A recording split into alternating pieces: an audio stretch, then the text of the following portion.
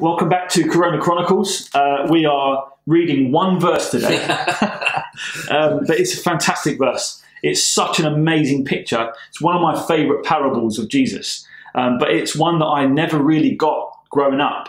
But Jesus does this. He has the best stories, the best pictures. So we're just going to read Mark chapter 4, verse 27, and here it goes. Jesus, it says, in fact, no one can enter a strong man's house without first tying him up. Then he can plunder the strong man's house. Yeah, so we're in the middle of this meat within the sandwich. Yeah. The family. This is the second bit of bacon. In the sandwich. Yeah, well, that's a Jewish concept. I'm not sure bacon's the best thing, but it could be sort of. Jesus made all foods clean. Yeah, that's true. So you've got the family thinking he's out of his mind. Yeah. The religious leaders going that one step further and saying he's of Satan. Yeah. And there's no reason for that. Right. And Jesus is carrying on layer upon layer, and here's this other layer, and he gives this amazing illustration of a strong man needing to be tied up before you can plunder his house. Right. And as you say, and he's just said, if a house is divided against itself, how can that house stand? So he's saying, look, I can't be the Lord of death. I'm the Lord of life. And so and I've come to plunder. Yes. And that blew me away the first time I have to say, when I first became a Christian, this was one of the first things I did get. Right. I mean, honestly, genuine. It blew me away. Because it's so, as you say, it's just one little verse, but it's more. I mean, the stuff in there that's why we have to do. One Corona. Is Jesus a strong? It's saying Jesus is stronger than the strong man. And I just thought, oh my goodness, that's a massive claim, isn't it? Yeah, he's come in to bind Satan, the strong man. So let's get this clear. So the strong man in this verse is Satan. Right. His house is his kingdom. And the stuff that's plundered is us. So we are tied up. We are in the kingdom of Satan. And like Jesus, he's shown this, hasn't he? And you try and get up, and he's stronger. He's stronger than you. Well, he's shown this in the first few chapters of Mark's Gospel. Jesus has come into the world. He's come into Satan's domain, Satan's house, and he has absolutely, tied up the strong man, hasn't he? And you see that again. We said the other day, like he's teaching with authority. He's confronting people with demons, and he's telling them, you may not speak.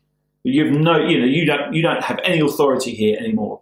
The stronger man is here.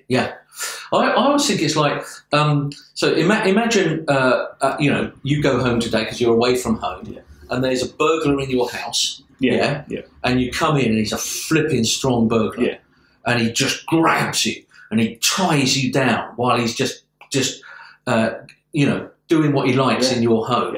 Some horrible stuff he's doing in your home, and you cannot move.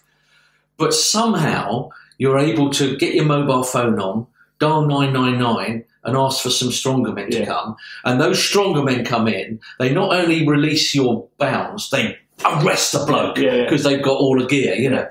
And that is the image, isn't it? That we are in Satan's kingdom. You can't get out by yourself. It doesn't matter how religious you are.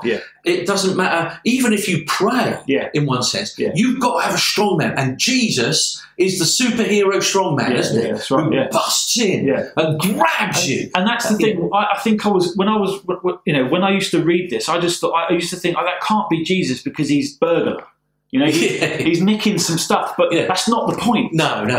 The point is because everything belongs to him. Yes, and just that word plunder. Satan is the burglar. Exactly.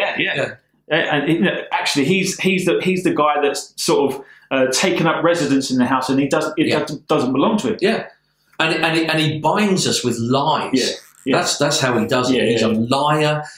He causes us to fall into habits that destroy us and sins that take us away from the living God where we're meant to be. You know, we are plucked from the apple pulled off the tree. As soon as it's pulled off the tree, it starts to die because the tree is where it gets its life. And we're dying and decaying, and Satan's got that power. He's the Lord of, he's Beelzebub, isn't he? He's the Lord of death and flies. And that's why, you know, I keep going back to the start of this book, the start of Mark. It's the gospel. The gospel is the good news. It's good news, isn't it? It's amazing news, because it's the news that you can be rescued. You know? Well, we had a house fire. I know it's a slightly different illustration.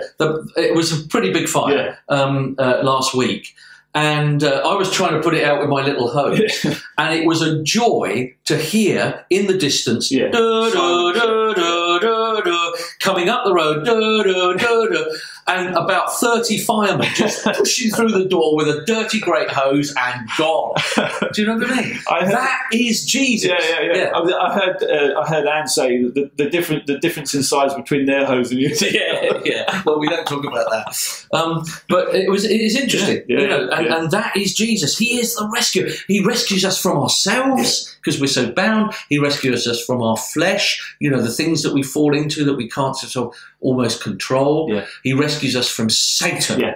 And that's why we need Jesus the rescuer. He's the overcomer. What's that superhero song? Super Saviour. Super Saviour. To the rescue. To the rescue.